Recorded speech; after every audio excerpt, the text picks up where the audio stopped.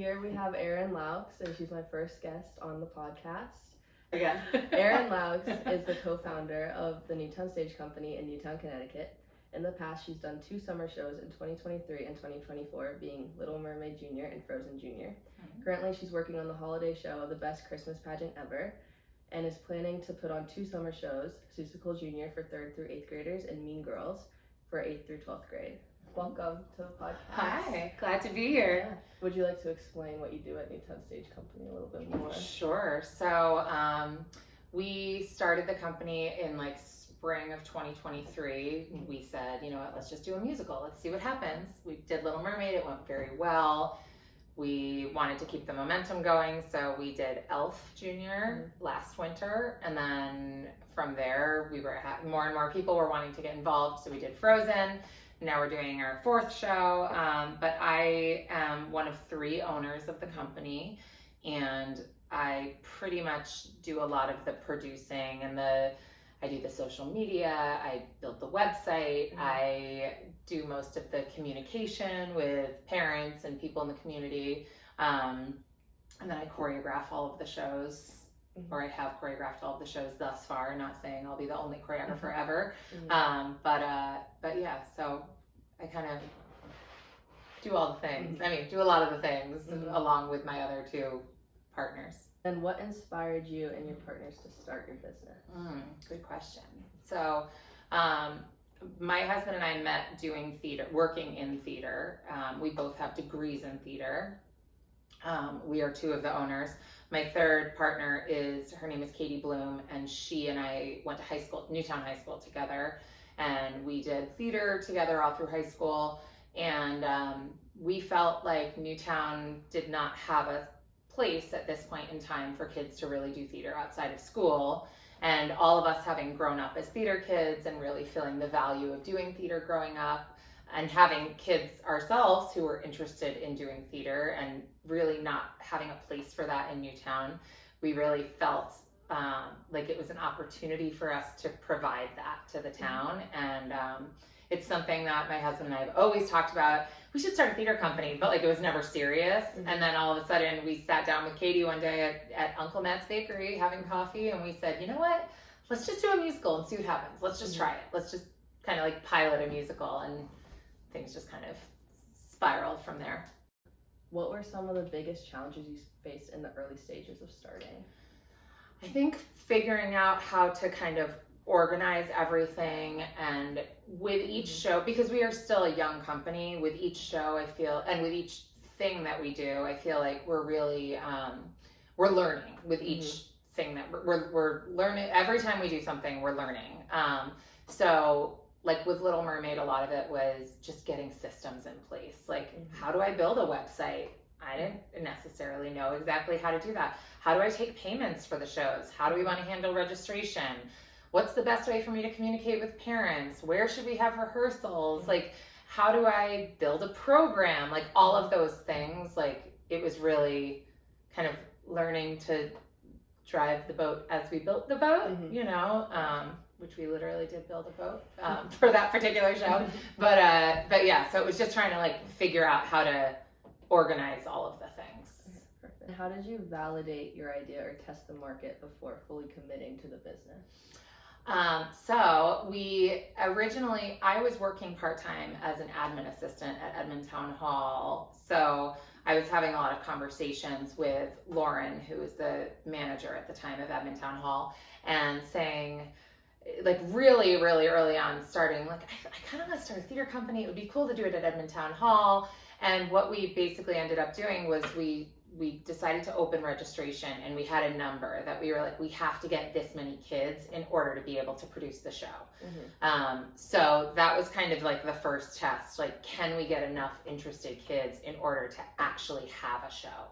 And then when we had more than enough kids, that kind of told us okay, this is something that the community is excited about. And then after people saw Little Mermaid, it was just, we had 50 kids in Little Mermaid, and we had 92 in Frozen, with a waiting list of 76. So it definitely the word spread and more kids wanted to get involved. What was the most effective strategy for acquiring the kids at the beginning of the state of it? So we were super grassroots, definitely a lot on social media. I feel like, social media is a free way of advertising. And in this day and age, people are on social media all the time. So that's a great way to do it. We did some paid ads on Facebook and whatnot.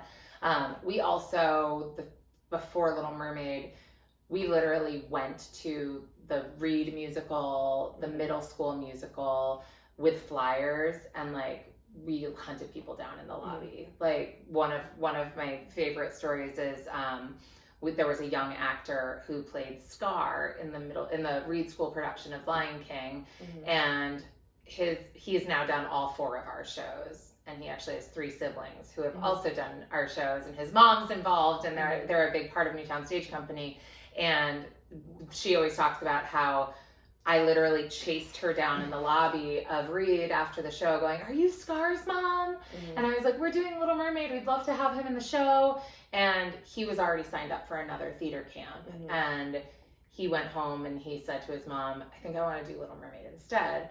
But it was literally me like hunting her down in the lobby and being like, "Come to our show." So it was really grassroots. We talked about it to everybody. I mean, Newtown is the type of community that you can spread the word by just talking to people and knowing people. And so I think between social media and then actually like chasing people down.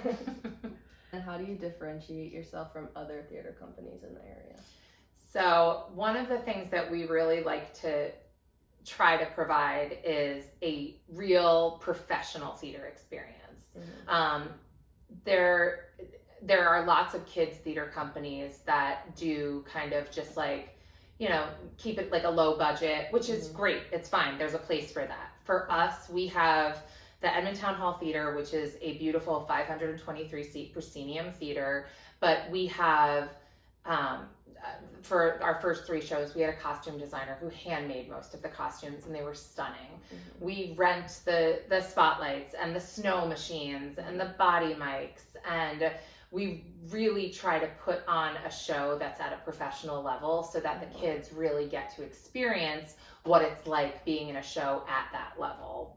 Granted, they're not professional performers, but we're putting them in an environment where they kind of feel what that would feel like versus, like on a stage at a church with no lighting or something like that. We really try to give them the full theater, like professional theater experience. The company's growing. We've done some master classes because as we've grown, we've said, okay, we're not just going to do musicals. So we've done some classes, both like repeating classes. Like I've been teaching an improv class for the last, we did an 8-week improv class. But with the master classes, our first one was with Patty Murin, who was the original Princess Anna in Frozen on Broadway. And it was before we did Frozen. So we had 80 kids that signed up. We did 2 sessions, and Patty came and did a Frozen themed master class. We had another girl who named Tori Palin, who did a rock musical audition masterclass. She then went off and did the Asian tour of Rent, and she's done professional productions of Rent all over the country. And then now, yes, we have a current cast member of Hamilton on Broadway named Jennifer Geller. She's been in the show since 2021. She's coming up in January and doing a Hamilton-based masterclass for us, where she's going to teach us choreography from the show. We did an acting on film masterclass with Pat Curran, who's a Newtown high school graduate who lives in LA. He's a director, writer, producer. He was screening his movie in Newtown, and he has been a very successful commercial actor in LA. So he came and did an acting on film masterclass for us. So we're really trying to bring these professional people into Newtown from various places to kind of give kids a more well-rounded, education when it comes to stage stuff. What role has technology played in the growth and scalability of your business? Well, technology, let's see. So again, like social media is a huge piece of things. We have, in terms of technology, all of our shows, we have a professional videographer come in, and he interviews kids and puts together kind of reels of interviews. We also, you know, we've got professional lighting and sound people. We rent the body mics. We have, you know, we've purchased walkie-talkies that and headsets that everybody can kind of communicate. I think in theater, technology is key, just because without technology, you don't have the lights and the sound and the communication from the house to backstage and all of that stuff. So, you know, we try to rent, you know, the best stuff that we can in terms of from a technical aspect to make our shows have that like professional element. How did you initially fund your business, and did you seek external investors, or was it all self-funded? So we each, I think, put $1,000 in, the three of us, when we first started.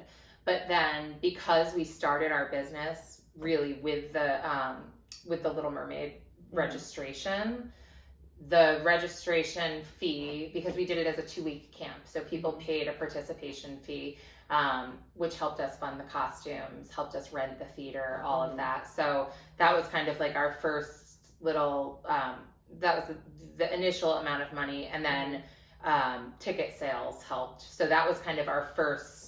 Little Mermaid helped us make enough money to kind of get off the ground. And now we're at a point because we're doing the master classes and whatnot, we have a studio in Edmontown Hall that we're able to rent. We're able to offer voice lessons out of the studio. We do classes in the studio. So like, you know, but we started out with like the tuition from Little Mermaid and the ticket sales from Little Mermaid. And in terms of investors, we had a couple people, they weren't investors, they were people that were sponsors for the first show. I think we had 2 platinum sponsors, which again, they both gave us $1,000. But we, you know, we put their color ads in the program, and we mentioned them in the curtain speech, and, you know, that helped us again pay for parts of that production. But no, we didn't have any like big investors that kind of invested in the company. What advice do you have for entrepreneurs seeking funding or investors? I think that's hard for me because we didn't really do that. I think that you have to be passionate about what it is that you're doing, because it's, in my experience, being genuinely passionate about something is the only way that you're going to connect with someone and get them to want to support it. And I think that just in terms of entrepreneurs, finding something that, you know, that there's a need for. Like, for instance, in Newtown, we did not have a local theater that was doing kids productions outside of school. So that was a need within our community. So I think that finding, and that's what they say on Shark Tank, which is like my favorite, you know, they say like, okay, you need to find a problem and then find a solution. So, you know, that's, if you're looking for ideas of being an entrepreneur, that's kind of the find a niche that you're passionate about and fill it. How did you go about building your team, and what qualities do you look for in potential hires? That's a good question too. So, you know, this is not, anyone that we hire, this is not like super high paid. It's not like you're going to make $1 million working for us. And I think that with theater people specifically, theater people do theater because they love theater, right? So we started out with our foundation of Ryan and Katie and I, and then I had reached out to my friend Chrissy Christensen, who did costumes for our first 3 shows. And she and I have been friends since our kids were in preschool. So she started out, she was my friend, and she's this phenomenal seamstress, and she makes her own bags. She has a beautiful company that she creates her own handmade bags. And so I went to her and I said, we're doing Little Mermaid. I need someone who'd be interested in doing costumes. Do you have any interest? And she signed on to do it. And then my husband reached out to a friend of a coworker of his from a previous job who he knew had a theater background.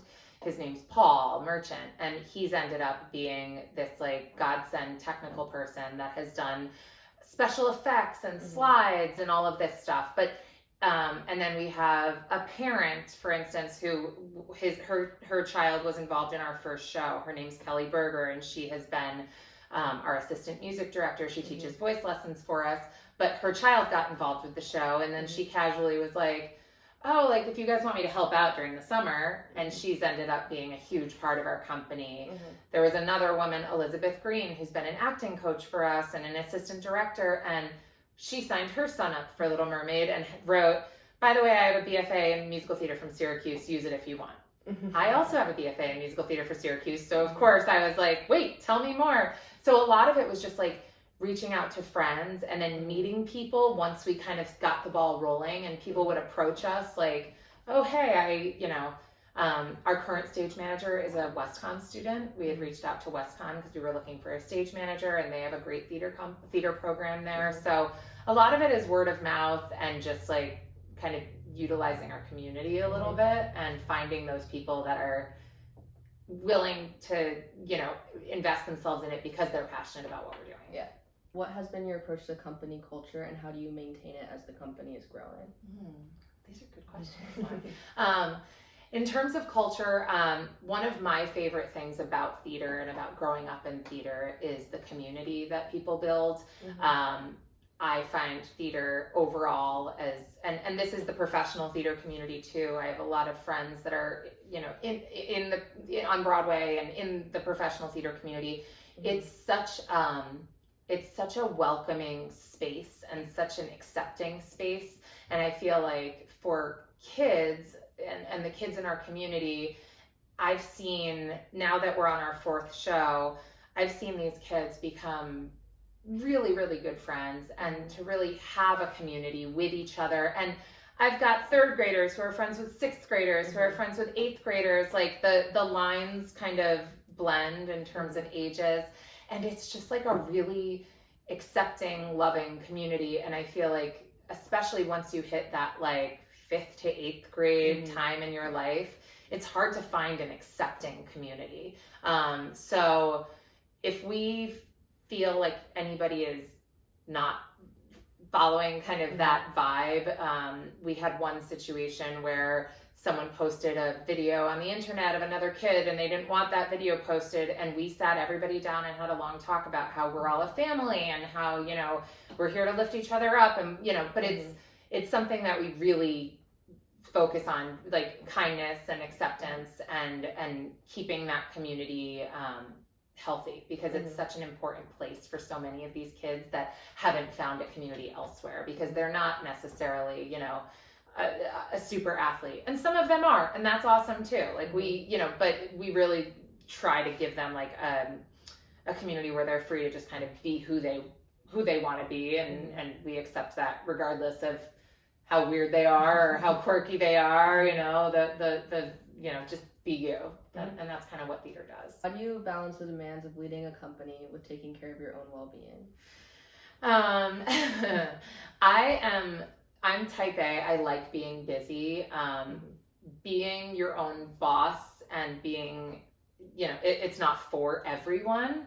I am someone who has always liked being my own boss. I don't like the structure of a 9 to 5. It's just, I've always taught dance or choreographed shows, and I've always done a lot of different side jobs. One of the things I have had to do is kind of pare back on all of the little side hustle. Like when I started the theater company, I was also a PTA president. I've had to let that go because and I'm also a realtor. So I just couldn't do everything. So I'm actively a realtor. I'm running the theater company, and then I've got 2 kids. So I'm busy. I'm very scheduled. My Google Calendar is like my Bible. If I don't write it in my Google Calendar, it doesn't happen, just because my brain will forget it. But I think just trying to stay hyper organized, and then, kind of time blocking myself whenever I can so that I know when I'm working on things. But I think you have to like being busy. Yeah. And I think it also helps that I really like what I'm doing. Like I feel like we are making a difference for kids. I'm seeing them, really change in terms of confidence and friendships and whatnot. And so it's something that I enjoy. I never feel like, oh gosh, I don't want to work today or blah, so I'm busy, but I like what I'm doing. It's fulfilling. Entrepreneurship taught you about yourself? Again, let's see. It's definitely taught me that I'm very self-motivated. It has given me permission to like allow myself to be creative and take chances and kind of follow my gut, because what we're doing thus far has been working. So I feel like by just trusting our guts and communication is key, you know, being a good communicator and being a good collaborator. You know, Ryan and Katie and I really try to make decisions together on everything. And one thing I wasn't good at initially is delegating.